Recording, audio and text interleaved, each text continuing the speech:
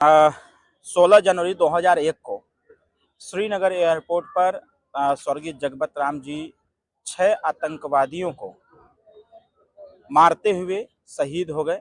आज उन्हीं का शहादत दिवस का कार्यक्रम था। इस शहादत दिवस में आकर के आज हम सब लोगों ने स्वर्गीय जगपत राय जी ने जो कार्य किया था उसको बताने का काम किया और इसके साथ साथ कम से कम गाजीपुर की धरती पर ऐसे जो वीर शहीद लोग हैं, ऐसे लोगों को अगर लोग याद कर रहे हैं तो इससे अच्छी बात क्या है।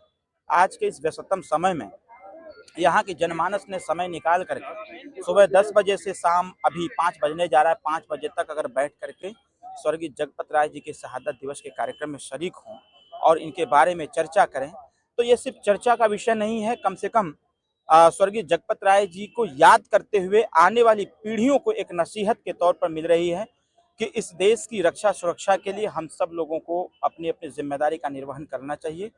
जबकि हर सबका क्षेत्र अलग अलग है, लेकिन इसी जनसंख्या में से तमाम लोग ऐसे लोग हैं जो कोई सीमाओं की रक्षा करता है, तो कोई जल सेना में जाता है, कोई वायु सेना में जाता है, कोई थल सेना में जाता है।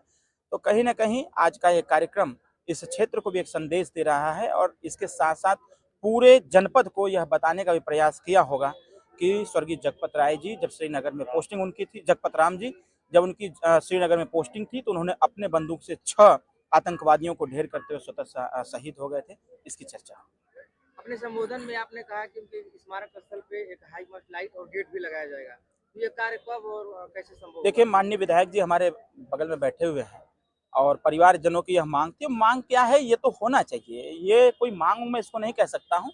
ये तो स्वतः की इच्छा होनी चाहिए कि हम ऐसे स्थलों को कम से कम सौंदर्यीकरण के तौर पर लावें, वहाँ किसी प्रकार की कोई दिक्कत न हो पावे, वहाँ प्रकाश रहे, वहाँ के रास्ते अच्छे रहें, ताकि रास्ते अच्छे रहेंगे तो आने जाने वाले लोग, क्योंकि यहाँ तो खुद पिता का नाम लोग भूलते चले जा रहे हैं, शहीदों के नाम जो इस देश के वीर क्रांतिकारी थे उनका नाम भूलते चले जा रहे हैं।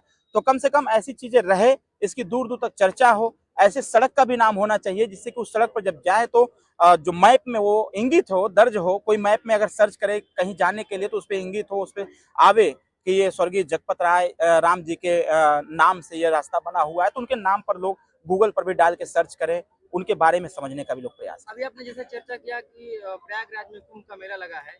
विपक्षी के द्वारा आए दिन कुछ कटाक्ष किए जा रहे हैं कि जिनके पाप हैं उनको अपना धुलने के लिए इसमें स्नान कर रहे हैं। इसको लेकर क्या कहेंगे आप? अभी माननीय विपक्षी जो वर्तमान में है, माननीय अखिलेश यादव जी, उनसे जरा पूछवाइएगा कि गंगा नदी में क्या करने गए थे।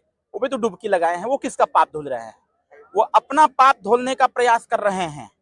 जिस प्रकार से उत्तर प्रदेश की 4 बार की सरकार में माननीय अखिलेश यादव जी ने हमेशा से ये दलितों को, अति पिछड़ों को, अति दलितों को, अल्पसंख्यकों को और जितने वंचित वर्ग के लोग थे उनको धोखा देने का काम किया, उनका हिस्सा लूटने का काम किया।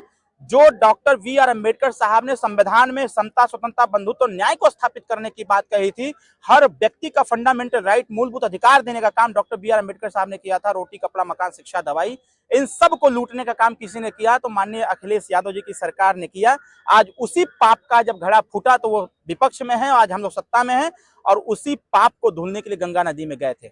वहां तो एक कुंभ लगा हुआ है, वहां देश दुनिया नहीं पूरे विश्व के लोग आ रहे हैं। 7 राज्य के लोग उत्तर प्रदेश के प्रयागराज में आ रहे हैं, 7 राज्य के लोग अपनी पूरी कैबिनेट लेकर के आ रहे हैं कि कुंभ में हम लोगों को चलना है।